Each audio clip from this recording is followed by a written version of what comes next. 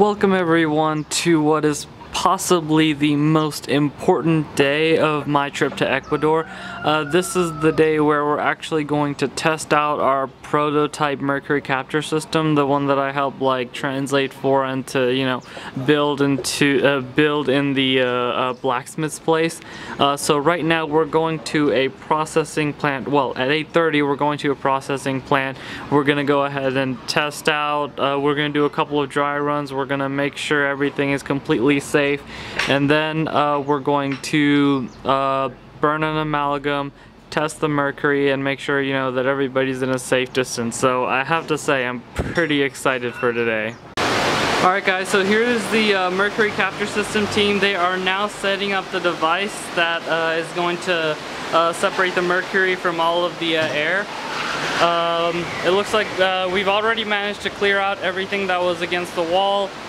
We've arrived at the plant. I don't think I'll be able to be in this room when they're actually burning the mercury, because only a certain amount of people are allowed to be here, like only certain engineers, a couple of messengers, and of course Dr. Kiefer, who's running the whole thing.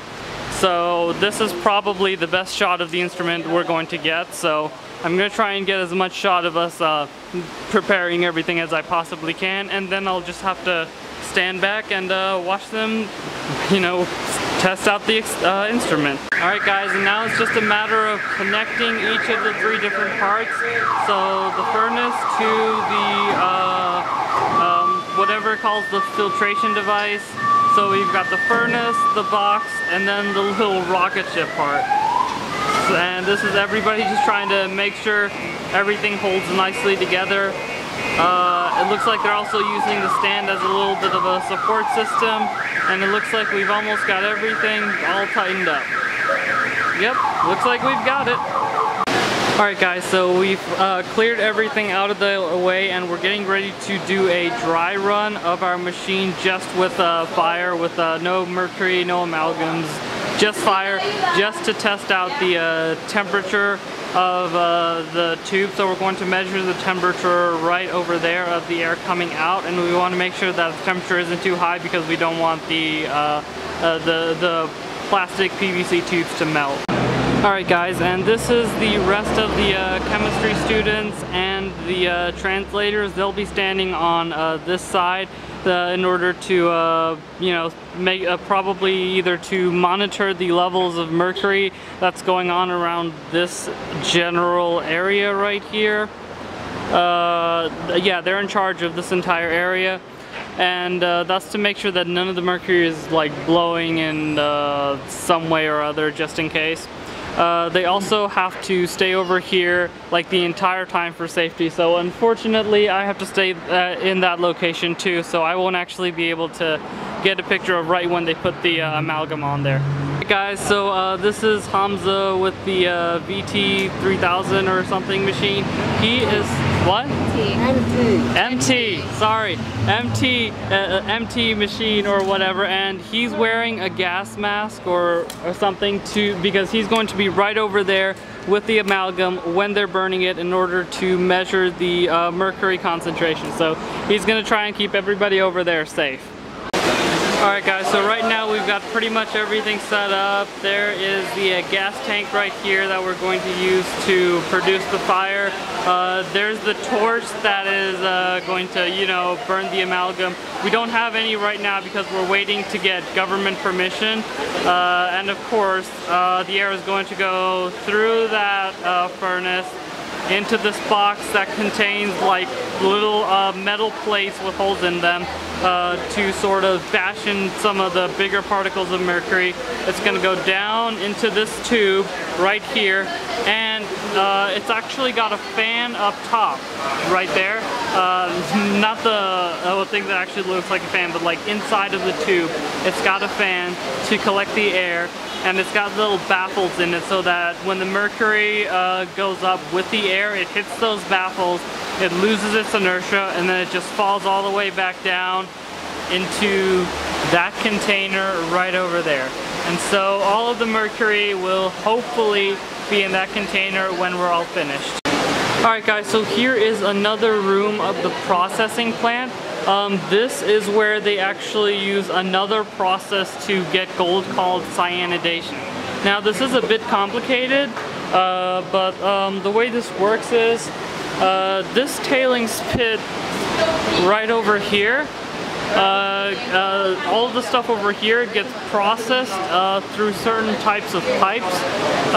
Let's see, Dr. Kiefer pointed upwards, so I'm assuming there are some sort of pipes that essentially lead over into this room. And so, the first container is where, if I remember correctly, they essentially add cyanide to it, or it could just maybe just be like, yeah, since it's cyanidation, I assume they add cyanide to it. And then it essentially gets into this container where they add little zinc molecules. I think that the zinc molecules either attach to the gold, I'm not really sure about that, but Dr. Kiefer said something about the zinc donating electrons to something else.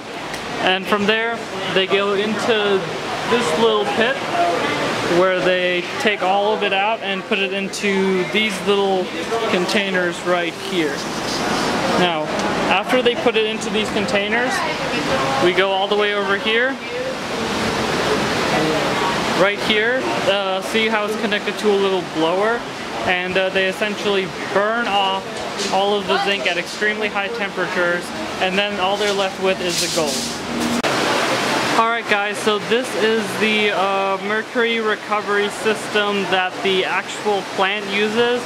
Now, of course, this is pretty obvious, but the amalgam goes into this giant hole right here. Let me see if I can get a good clear picture of that. Come on, get a little clearer. Eesh, that looks a little blurry here. Let me see if I can go inside. See how there's a little ring over here at the very inside of the box?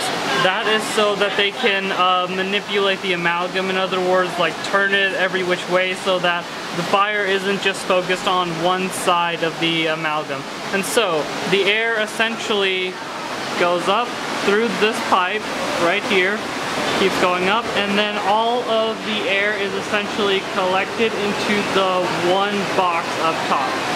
What they do from there is they use cold water in order to freeze all of the mercury, and the mercury essentially goes down, the mercury goes from there into little tubes that are contained within this box right here. So let me just zoom out.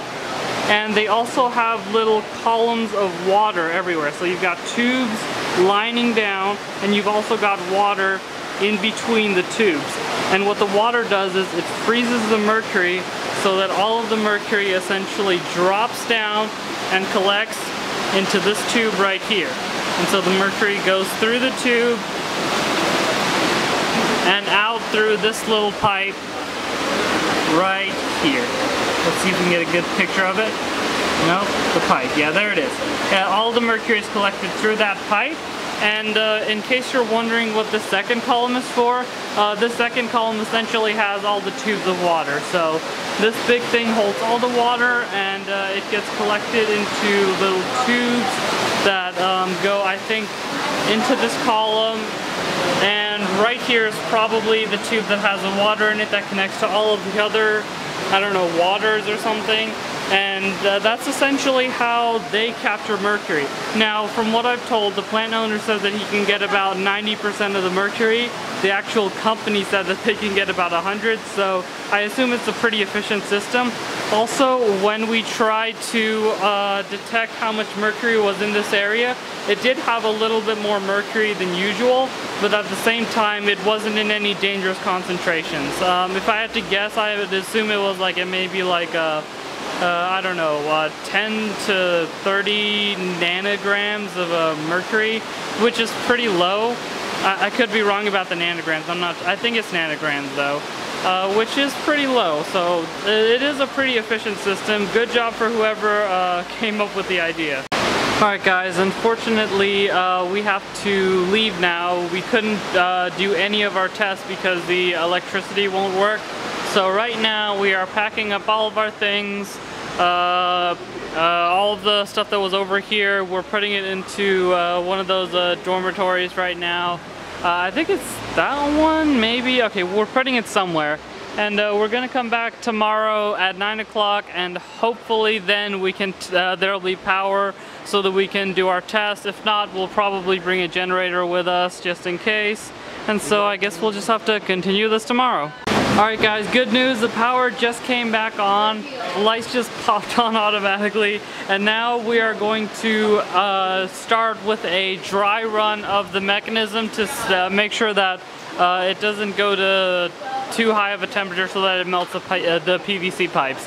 So good news is we can do the dry run. I'm not sure if we're going to be able to do the amalgam or not today because the government person already left, so well, we'll just have to see. But at the very least, I can show you guys a video of the dry run.